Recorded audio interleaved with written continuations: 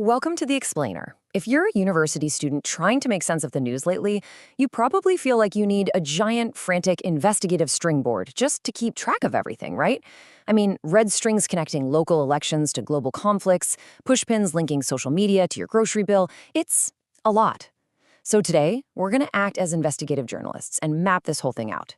We're connecting the dots of our modern political exhaustion. We're diving deep into party politics, global trade routes, mental health debates, and even the state of press freedom. Basically, we're looking at the data, the money, and the global shifts that are causing a massive, literal system overload. Okay, let's dive into this central mystery. Why does American politics feel so deeply exhausting right now? And we aren't going to do a standard news recap here. We really want to look at the systemic cause and effect. It feels exhausting because the fundamental rules of the system are practically shifting beneath our feet. We're moving away from traditional debates over policy, things like how to structure taxes or fund infrastructure, and instead, we are witnessing a complete rewiring of how political power is won, held, and enforced. Policy debate has largely been replaced by a fierce, daily struggle for identity and absolute loyalty. To really understand this, let's use a simple analogy. Think of politics like team sports. For decades, the standard political playbook was basically Team A versus Team B, Democrats versus Republicans. It was predictable, right? You knew who was playing who. But today's reality is increasingly Team A versus Team A. The biggest, most consequential story in American politics right now isn't just about two opposing teams fighting each other on the field. It's actually a brutal, high-stakes battle over the roster within the Republican Party itself. It is a fight for the locker room. Let's connect the dots on how this works at a macro level. When a party turns its firepower inward, the entire national political landscape becomes unstable. The playbook isn't about uniting to defeat the opponent anymore. It's about purging the ranks to ensure absolute ideological loyalty. And this internal division has massive ripple effects on national political stability. Why? Well, because when lawmakers are terrified of their own primary voters, compromise on a national level becomes virtually impossible. I mean, you can't exactly negotiate a bipartisan bill if simply talking to the other side means you lose your job to an internal challenger. Now, what's really interesting about this is the current state of the GOP and its internal dynamics. We're looking at four distinct factions aggressively competing for control over the future of the party. First, you've got traditional conservatives, who are primarily focused on fiscal policy and free market economics. Then you have Trump loyalists, whose primary motivation is allegiance to the former president's specific vision. You also have populists driving an anti-establishment message, and far-right nationalist groups pushing more extreme ideological boundaries. So the party is absolutely not a monolith. It is a highly fractured coalition, and all four groups are basically fighting for the steering wheel. Things have become so fractured that we're actually seeing the rise of organized protest voting. Political influencers are so angry with mainstream traditional Republicans that they are openly encouraging rebellion from within. They're telling voters to reject anyone who doesn't perfectly align with the new populist wave. In this environment, opposing the playbook of the de facto franchise owner, Donald Trump, can instantly end a political career. The party is essentially fighting itself, and the punishment for stepping out of line is incredibly severe. So, as investigative journalists, what do we do next? We follow the money. We have to look at exactly how these internal divisions are aggressively enforced on the ground, because it's not just angry tweets, it's a massive, coordinated financial effort fueled by deep-pocketed political donors. Historically, donor money went to the party establishment to win general elections, but now, millions of dollars have shifted away from the establishment, intentionally funding disruptive primary challengers just to oust incumbents who aren't deemed loyal enough.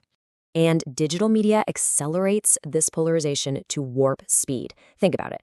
20 years ago, a pressure campaign took months to organize. Today, social media algorithms amplify outrage instantly, perfectly tailoring hyper-targeted attack ads to specific voters. Recently, in states like Indiana, Ohio, and Michigan, several Republican lawmakers who opposed Trump-backed plans suddenly found themselves right in the crosshairs. Huge floods of attack ad money poured in. Explosive online pressure campaigns were launched overnight by challengers backed by Trump allies. And you know what? It worked. In multiple primary races, Republicans who opposed Trump lost.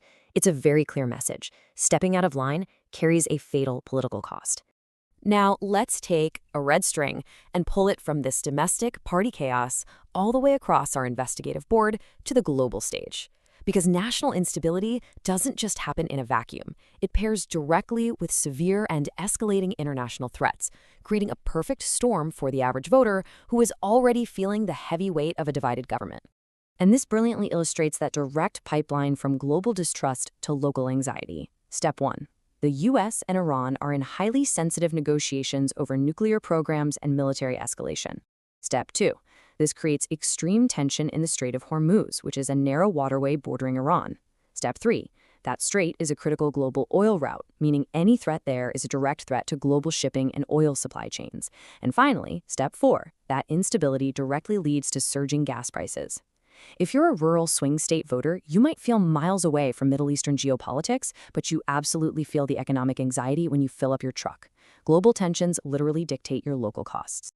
If economic anxiety wasn't enough to process, let's place another pin on our board regarding a crisis affecting nearly every university student today: mental health.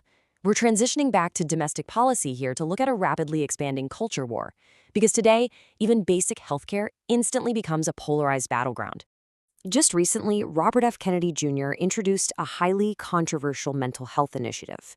The major flashpoint of this controversy was a stark comparison made between antidepressant withdrawal and heroin addiction.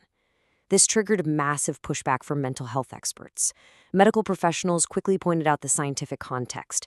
While tapering off SSRIs can absolutely cause difficult physiological withdrawal symptoms, the biological mechanisms and behavioral compulsions are vastly different from opioid addiction.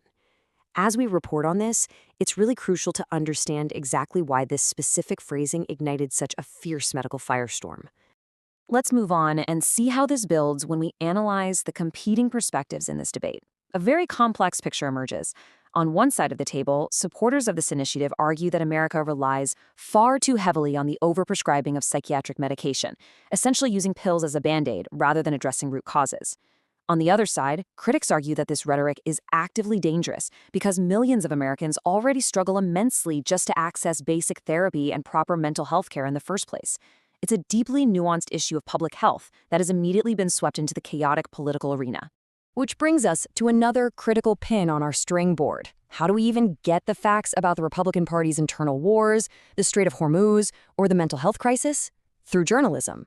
But the watchdogs meant to cover these exact crises are being systematically weakened. In the past, the main threat to press freedom was often viewed as outright government censorship or state-run media. But today, the threat looks entirely different. Modern journalism is facing a highly sophisticated, incredibly expensive financial squeeze. Here is the sequence of what legal experts call a chilling effect. First, lawsuits and investigations heavily target reporters and news organizations. Second, even if the journalists are completely right, have perfectly sourced their claims, and eventually win in court, the legal battles are astronomically expensive. They drain a newsroom's resources dry. Finally, the ultimate result is that aggressive investigative journalism is completely discouraged. I mean, why risk bankrupting your publication just to publish the truth? It's a highly effective, modern tactic to silence criticism without ever actually passing a censorship law. We've looked at the macro level, the global oil routes, the party infighting, the sophisticated legal battles draining the press. Now let's take a step back from the macro level and narrow our focus to the micro level. What does all of this mean for the independent voter? What does this mean for the average family just trying to get by, or the university student looking toward graduation? So the crucial point is this compounding effect on your daily reality. You have inflation shrinking your wallet at the grocery store. You have global wars in the Middle East creating deep economic anxiety. You have a growing mental health crisis that is increasingly difficult to find treatment for. And on top of it all, every single everyday issue instantly becomes a toxic culture war. The political system is so busy fighting itself, funding primary challengers and fighting the press, that it is basically failing to address the basic daily costs and concerns of average families. Which leaves us with the final ultimate string on our board to connect. Just look at the reality of the situation.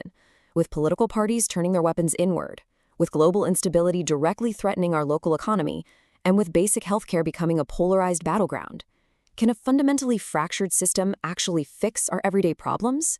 Or is the system itself the problem? It's definitely something to think carefully about the next time you look at the news or the next time you cast a ballot. Thanks for joining me on this explainer, and I'll catch you next time.